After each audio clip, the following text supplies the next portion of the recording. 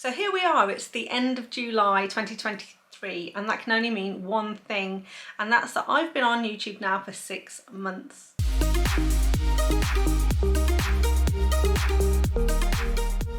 Now, when I started my YouTube journey, I decided to document each stage so that I could keep a record for myself, look back and see how I got on, what improvements I made, and just some of the difficulties I had when I got started.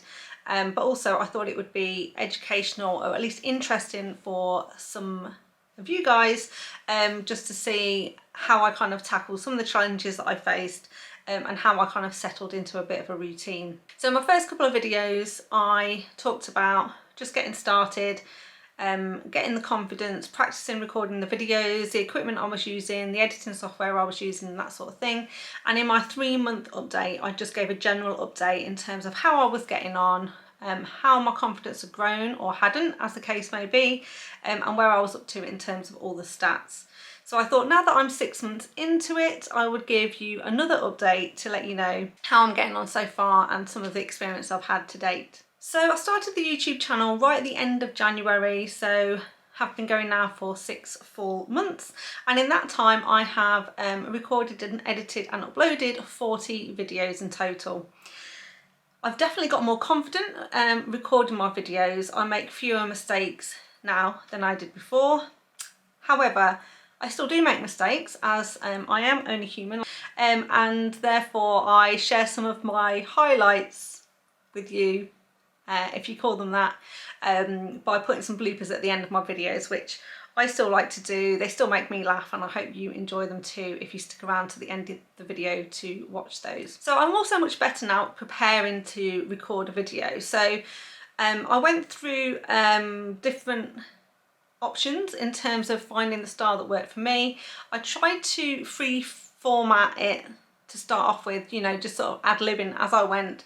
I thought it'd be really easy just to hold up a book and talk about it, but that was obviously much more difficult than I thought it was going to be, and it meant I made a lot of mistakes, had to do a lot of editing, and then the editing took a long time. And then I attempted to script the videos in advance, so I would actually spend a lot of time actually writing out the scripts. And again, while this was helpful in my first couple of videos, so I didn't go off track and I covered all of the points that I wanted to cover, it was very, very time intensive to do that, obviously, and it wasn't something that I would be able to maintain going forward with every single video that I put together. So now I've kind of come to a halfway house in terms of preparing for the videos.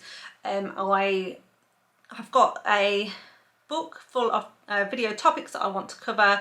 Every time I read a book or think of a book that I want to kind of review and tell you guys about, I put it into the relevant category. So if it is a mafia romance set in Russia, for example, then I'll put that into that category. So when I come to edit that particular video, I will talk about that book.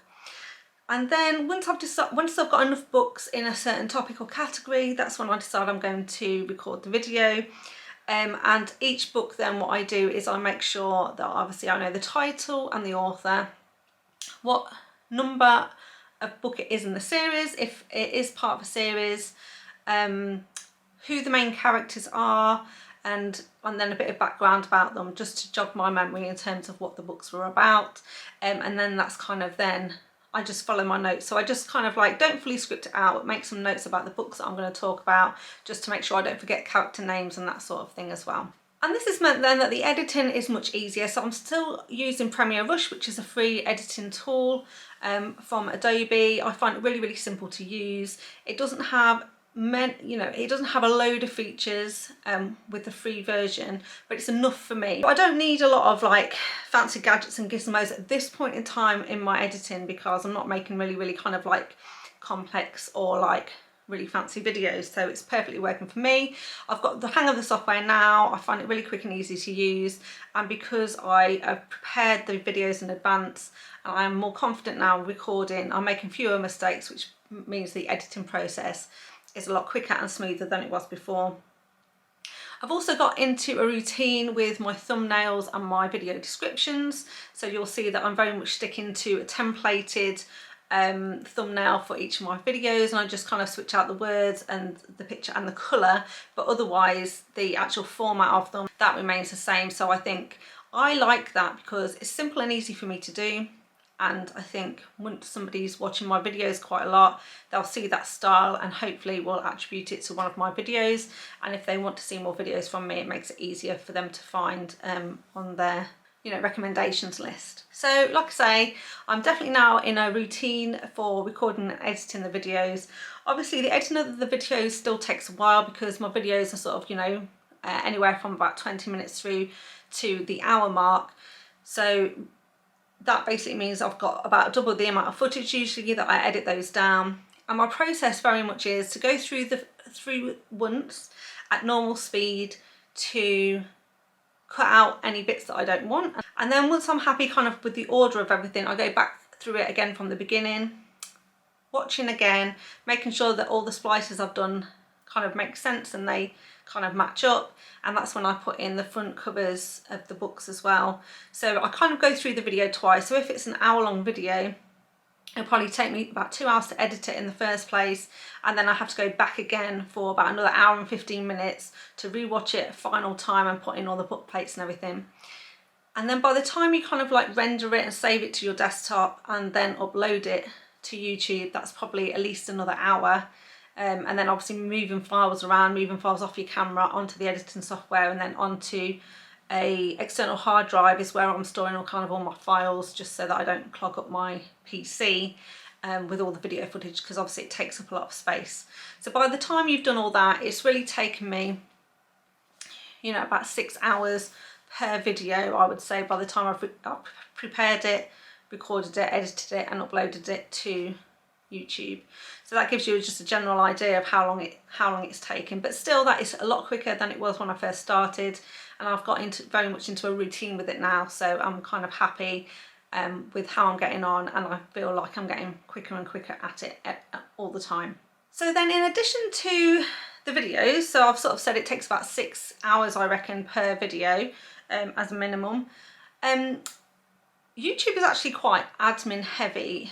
If you're like me or you've got I like to be very ordered and structured. I like to cover all my bases, cross all my T's, dot all my I's and all that good stuff. So I find it quite admin heavy, because to do a YouTube channel, obviously you need to be reading books. So that's the first thing. So you read a lot of books, which I enjoy anyway. Obviously it's my hobby, so I've got no complaints there. But after I've read a book, I need to make sure that I've logged it on Goodreads and given it a rating. I add it to a book form, so I've created myself a form that kind of feeds into a spreadsheet. So every time I read a book, I put in all of the details about the book, the title, the author, the page number, like the number of pages, how I rated it, how I read it, whether it was Kindle Unlimited, an ebook, a paperback, an ARC, that sort of thing. I also then kind of give it a bit of a summary or a review, so I kind of like remind myself of what the plot was of the story, and then any kind of things that I kind of want to mention if I'm going to review it.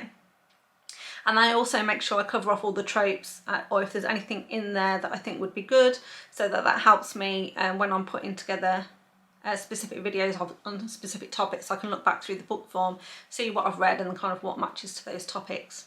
And then, like I say, once I've done that, I also keep my Instagram up to date in terms of on my stories. I'm always putting the books that I've read that month, the books that I'm currently reading, and then obviously just to go through Instagram generally to keep up to date with what's going on, watch other people's videos, see what's going on in the book community, and taking part in everything. It is or can be quite admin heavy, and that's for somebody who hasn't got a massive number of subscribers. I have started to get comments on my videos, which is great, but I'm not like inundated with them, and I think as I get, hopefully get more and more subscribers and more comments coming through, the admin will become even greater than it currently is. But I'm not complaining about that at all, because I'm absolutely loving every moment of being part of the community, reading the books, uploading the books and doing all of that jazz. So really liking it, but just wanted to mention that it is very time consuming. So that leads me on to one of the things that I was worried about, or I talked about before, about starting my channel. And one was, would I have time to do it, and would I keep up the momentum of doing it? And I didn't want to set myself up to fail. So I think I set myself some realistic targets and set myself a realistic schedule. Because when I started out, I normally, in previous years I've read more books than I currently read, but I knew if I was going to fit this in I'd have less time to read. You know, just by uploading one video, that's 6 hours, that's an extra book I could have read that I'm not reading because I'm recording videos. So I basically set myself a target of 15 books a month, so that would take me to 180 for the year. And I also said that I would upload a new video every Monday and then one every other Thursday. So that basically means I do 3 videos every 2 weeks. And for me, that schedule has been working out really well. If I have a quieter month where I'm not as busy at work and I get some additional kind of weekends where we don't have any plans, then I can get quite ahead of my kind of video recording, because I can there's some videos obviously that I can record in advance and kind of upload to YouTube and schedule to go live in advance. So the 3 videos a fortnight I think have been working really well, because it just means that I can manage my own workload. Like I say, I can get ahead and upload some pre-record videos and upload them in advance, or if we're really busy and we've got a lot on at the weekend, I know I've got myself a little bit of leeway, so I'm not panicking because I'm kind of like, I've not got a video ready to upload. So that's kind of what I generally try to do. Now I knew June was going to be extremely busy, and it was. So June was extremely busy for work. I was very, very stressed. I did a lot of travelling. I wasn't at home a lot and I couldn't do a lot of reading. And on top of that, I was obviously trying to continue to record the videos and upload them as well.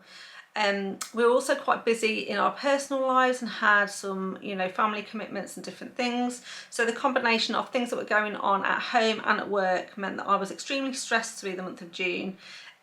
However, I still managed to upload all the videos. I didn't miss an upload as part of the schedule, and it was just making sure that I was really kind of focused on what I was doing. I had a plan, I stuck to my schedule, and I was really focused on making sure my overall calendar, not just my YouTube calendar, but my overall calendar, you know, was really tightly planned. So I kind of knew what I was doing on what days and where I needed to be, so I just didn't forget anything for anybody. So June was quite a struggle, but it was also a really good month because it was a real big test. I knew that if I could survive June and keep going and still enjoy doing YouTube and uploading the videos, that I would definitely have no problems going forward. So that's also boosted my confidence that I think I've set a realistic schedule. Any more than 3 videos in a fortnight right now I think would just be too much, but it's definitely something I'll review in the future.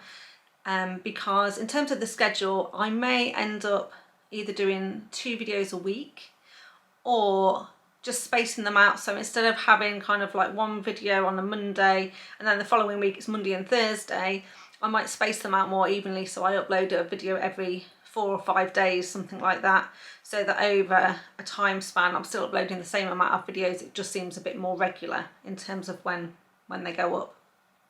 But at the moment it's working out for me, so I'm not going to change it just now, but it's just something I might think about in the future.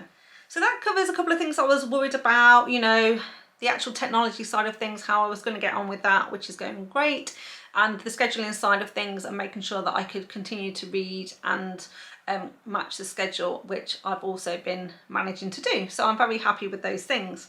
Now, 3 months ago, I kind of set myself some new goals, and I also wanted to talk today about whether or not I'd achieved those goals in the last 3 months or not.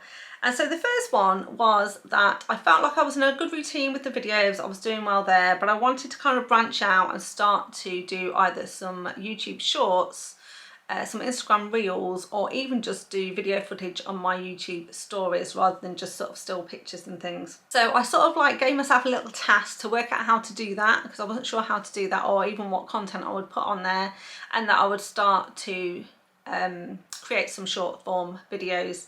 However, that has been a massive fail. I have not done one. I have not done a story, a short or a reel, mainly because I just got really busy. I wasn't quite sure how to do it. I kind of put it off, if I'm honest, and then I was so busy in June that I didn't get a chance to do anything, and obviously now I've kind of restabilised now, but it's the end of July, so we haven't done that. But that's definitely still on my list of things to do, and so I am hoping I will do that in the second half of this year. and I will obviously keep you updated with how I'm getting on with that. The other thing I said I'd be is a bit more creative with my thumbnails, try and mix it up a bit with the images, the headlines, what the words were on the thumbnails and what the titles would be.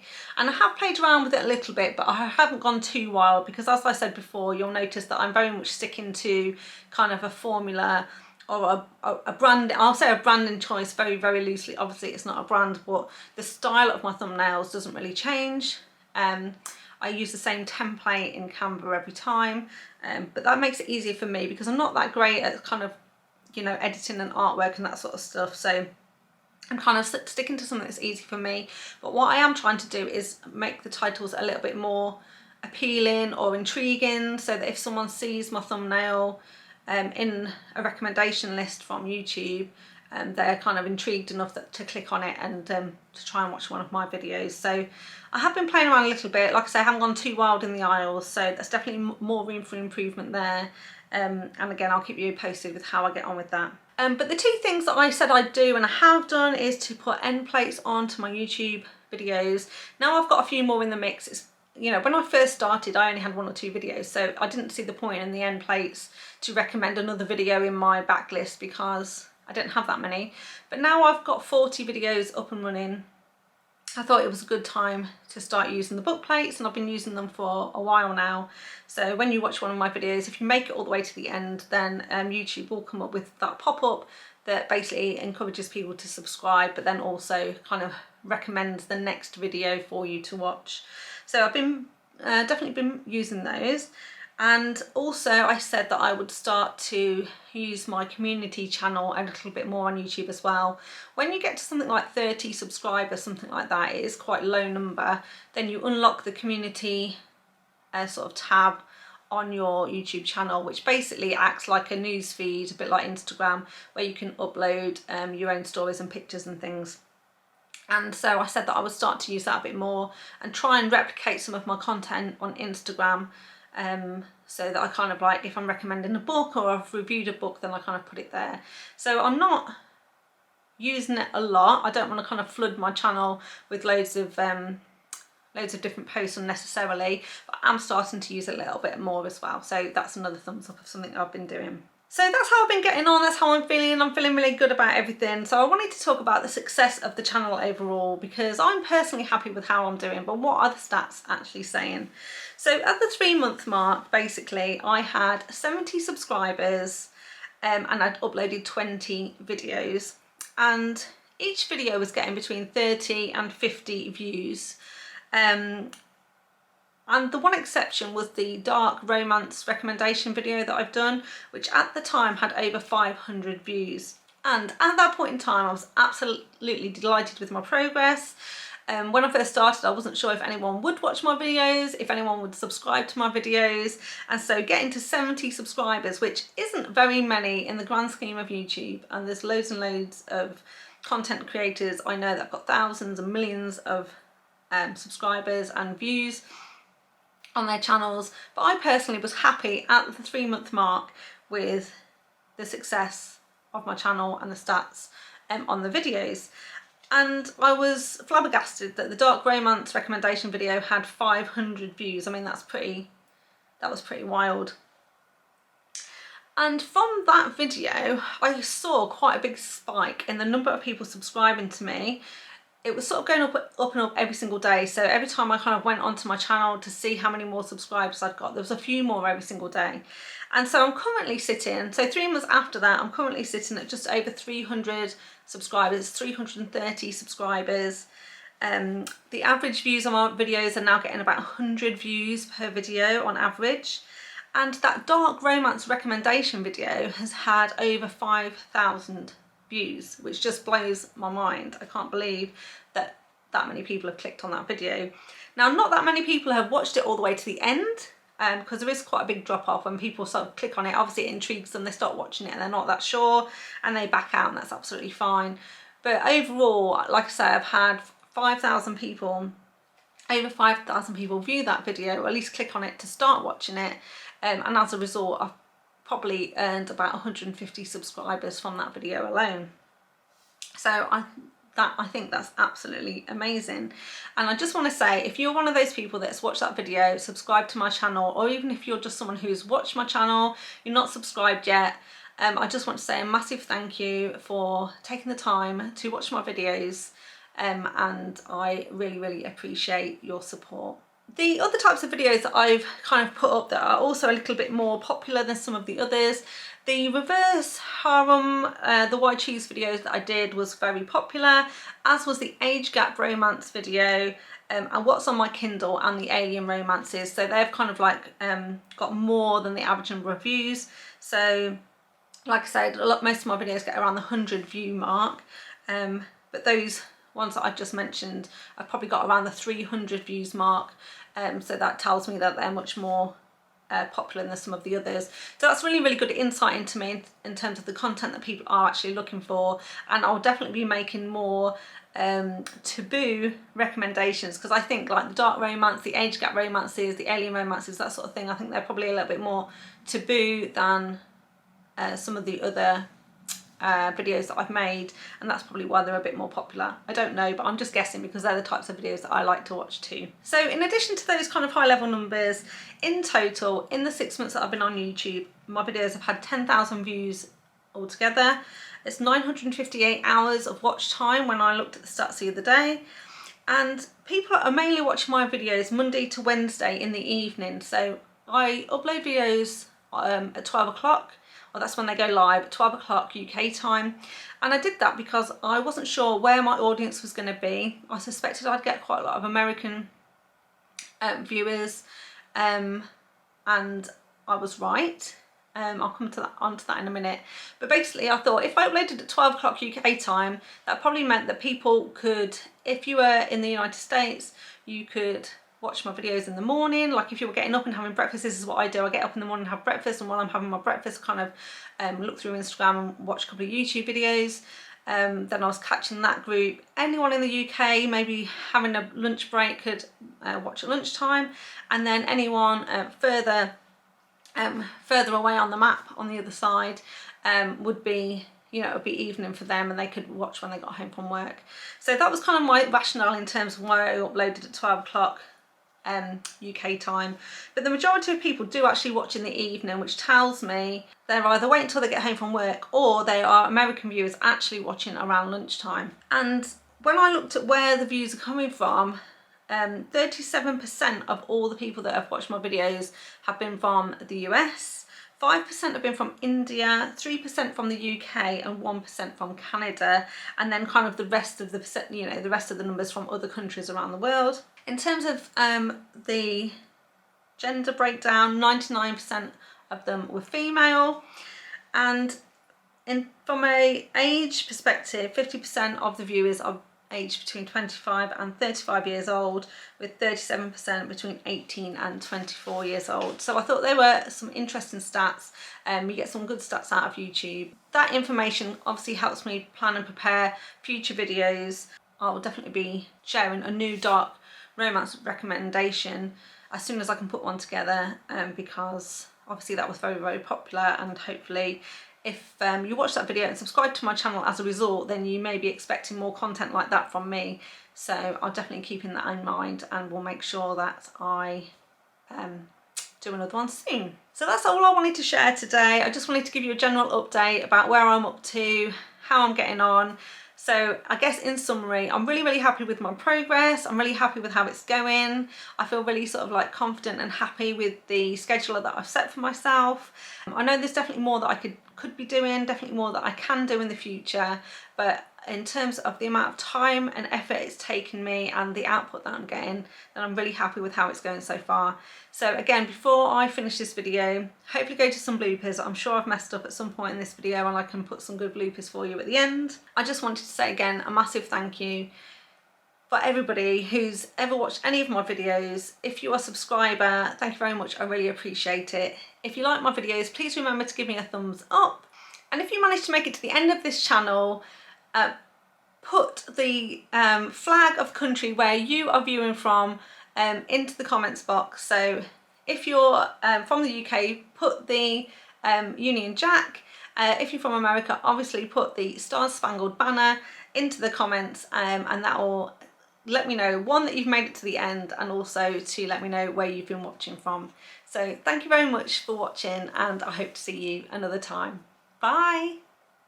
So anyway, that's all I wanted to cover today. I'm not sure how long this, I don't know.